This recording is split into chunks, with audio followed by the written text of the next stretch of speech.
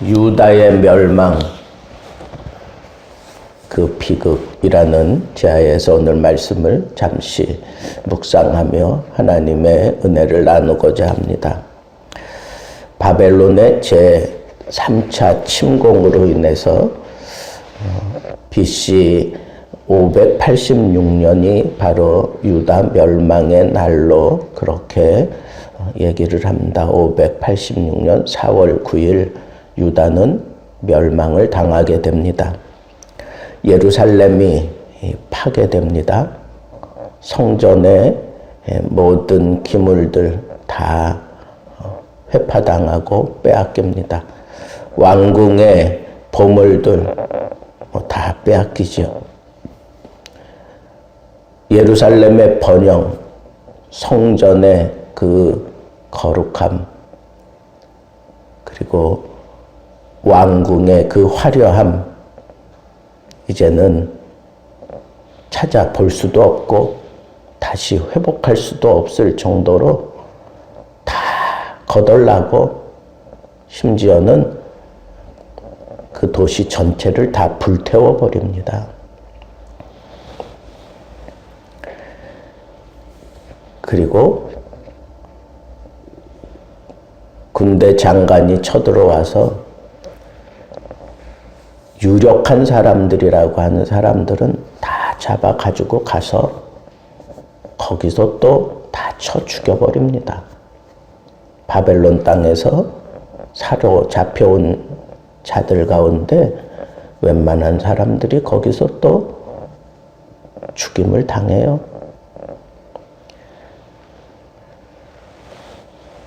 오늘 성경 본문 가운데 본토를 다 떠났다 하는 그런 표현이 있어요.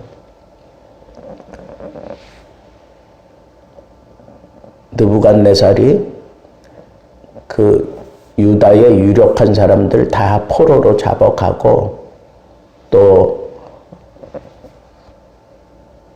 거항했던 사람들은 샅샅이 수색해내서 다 쳐 죽여버리고, 그리고 거기 별 볼 일 없는 사람들, 그 사람들을 남겨서 포도원을 재배하고 농부로 만들어 버렸어요. 포도원은 기쁨의 상징인데 이제는 바벨론을 기쁘게 하기 위해서 농사를 지어야만 목숨을 연명할 수 있는 그런 전락된 삶이 바로 유다 남은 백성들의 삶이었습니다. 그런데 거기에 그달리아를 세워가지고 그 나라를 다스리게 합니다. 그리고 그달리아는 자기에게 찾아오는 백성들에게 바벨론에게 순종하며 살아라. 그러면 평안할 것이다. 대놓고 이제는 바벨론을 찬양합니다. 그래서 거기에 그냥 그렇게 또 안주하며 살려고 하는 그런 모습을 왕족 가운데 한 무리가 일어나서 이 그달리아를 또 쳐 죽여버립니다. 그리고 함께 있던 바벨론 군사들도 쳐 죽여버리고, 거기 그냥 있어서는 두려워서 견딜 수 없으니까 일단의 무리들을 데리고 다 애굽으로 피신을 가요. 그 사람들이 애굽으로 가서 뭐 귀빈 대접을 받았겠습니까? 애굽으로 가서 종노릇하는 그런 신세로 전락되고 맙니다. 본토를 떠났다는 말이 여기 또 한 번 이루어져요. 그 유다 땅에는 이제 남아있는 사람이라고는 정말 허접하고 정말 별 볼 일 없는, 무기 하나 들 수 없는 그런 사람들, 신분이며 그리고 배경이 있는 그런 사람들은 거기 아무도 없어요. 철저하게 다 초토화된 그러한 땅에 그저 시키는 대로 농사를 지어서 목숨을 연명하는 그런 수준의 사람들만 그 땅에 남아 있으니 모든 유다인들은 다 본토를 떠났다, 흩어졌다는 거예요. 여러분, 이게 하나님의 무서운 징계예요. 이렇게 흩어진 유대인들, 나중에 70년이 지나서 포로 생활하던 유대인들이 돌아오기는 하지만 그 사람들은 나라를 일으킬 수 있는 그런 힘이 없었어요. 그래서 계속해서 그렇게 흩어진 그런 모습으로 그렇게 살다가 예수님이 그 땅에 오셔서 새로운 하나님 나라에 대한 희망을 주고, 그리고 유다 백성들이 그렇게 원하던 나라의 그 회복은 1948년에 가서 그 나라가 다시 회복되는 기가 막힌 그런 하나님의 섭리 가운데 말도 안 되는, 1000년이 지나도록 그렇게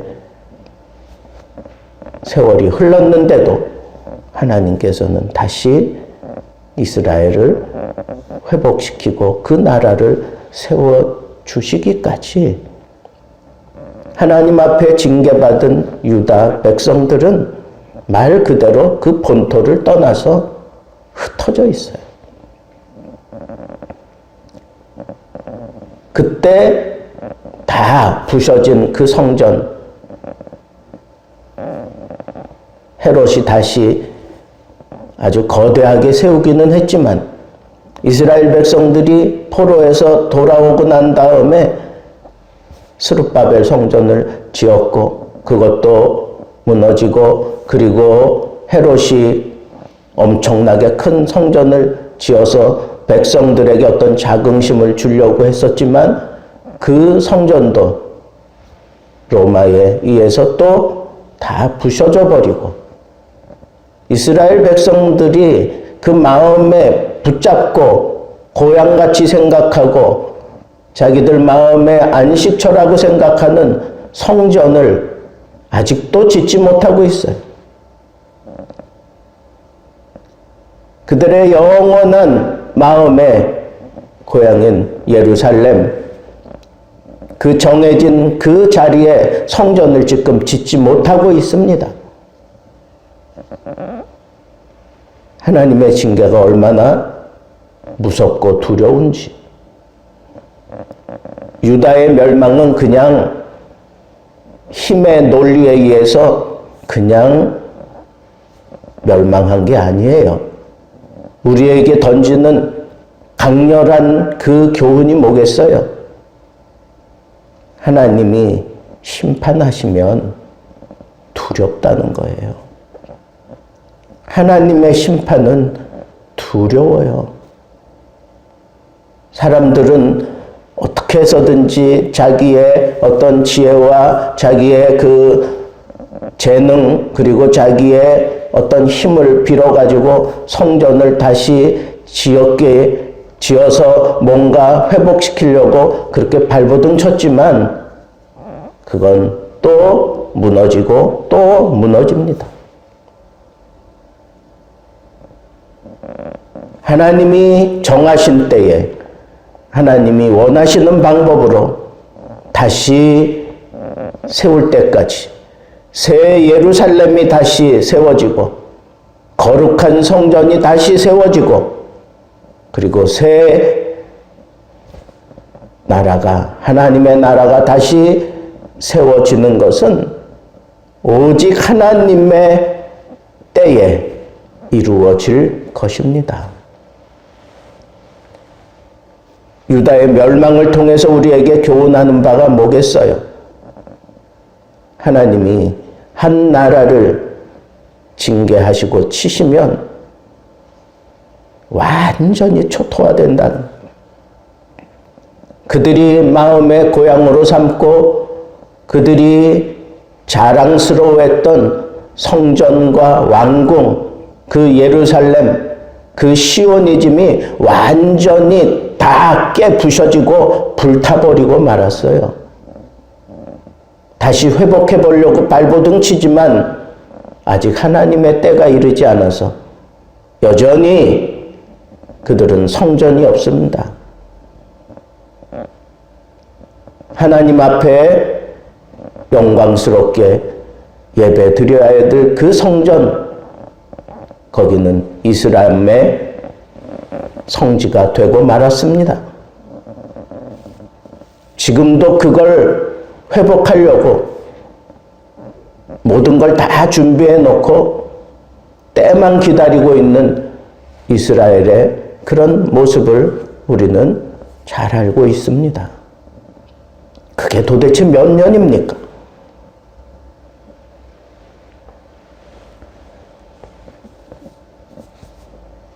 멸망당할 인생들에게 하나님이 얼마나 많은 선지자들을 보냈어요. 그것으로 안 되니까 이제는 하나님의 아들 예수 그리스도를 육신을 입혀서 이 땅에 보내셨어요. 그런데 이 이스라엘은 그 아들 예수 그리스도를 잡아 죽였어요. 하나님의 때가 그들에게 아주 요원하게 점점 멀어져 가는 그런 안타까움을 우리는 볼 수 있습니다.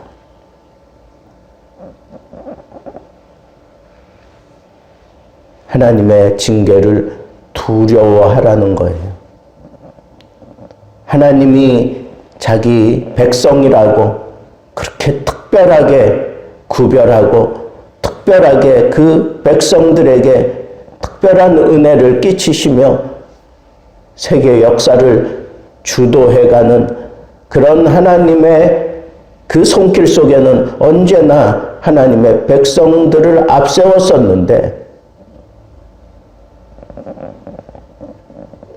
그 사랑하는 백성마저 하나님께서 완전하게 그 땅에 아무것도 남지 않게 완전히 초토화시키고 불태워버리고 그 백성들은 다 포로로 잡혀가고 남아서 기회를 노리는 자들은 결국은 그 물줄기에 밀려서 애굽으로 도망가 거기서 종살이하는 포로가 되고 종살이하는 그런 모습으로 하나님께서는 다 흩어버리시고 말았습니다.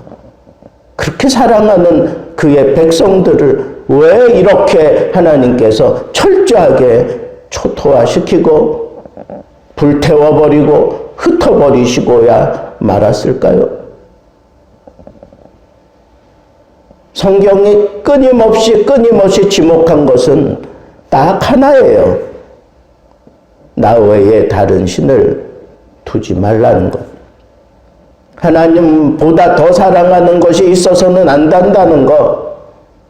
하나님 사랑하는 마음으로 하나님의 말씀을 지키라는 것. 하나님 사랑하는 그 중심으로 하나님을 기쁘게 하는 삶을 살라고, 하나님을 영화롭게 하는 그런 삶을 살라고. 그런데 거기서 다 무너져 버렸습니다.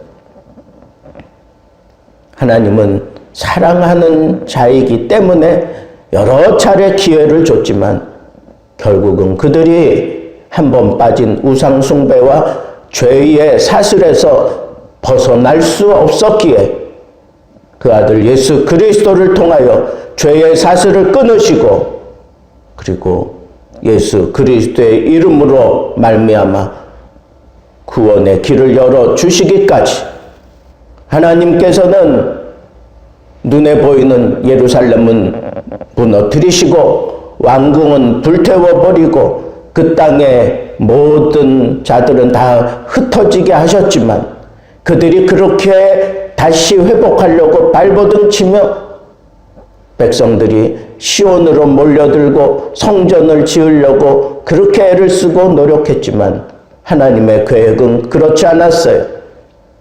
그렇게 회복시켜주는 게 정작 이스라엘에게 필요한 것이 아니에요. 진짜 필요한 것은 영적인 이스라엘, 하나님을 진심으로 사랑하는 자들의 모임인 교회가 하나님의 회복이고, 새 예루살렘이 하나님의 회복이고, 하나님의 나라가 하나님의 회복이었습니다.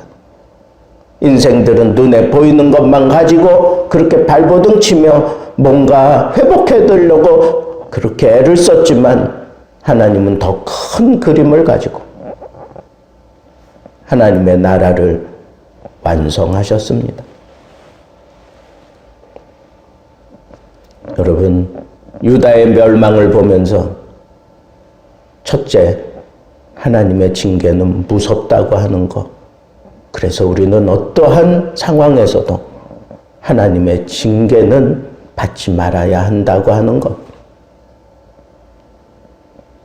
둘째는 모든 역사는 하나님께서 섭리하시고 하나님의 때에 이루신다고 하는 것. 마지막 셋째는 하나님의 나라는 눈에 보이는 그런 나라가 아니라 예수 그리스도 안에서 하나님으로 말미암아 이루어지는 영적인 새 예루살렘, 그 예루살렘을 우리가 꿈꾸며 살아가야 한다고 하는 이 사실을 우리 마음에 담고, 오늘도 하나님 앞에 부끄럽지 않은 모습으로, 하나님만 사랑하는 모습으로 남은 인생 끝까지 새 예루살렘을 향하여 경주할 수 있는 믿음의 사람들 되기를 우리 주님의 이름으로 축복합니다.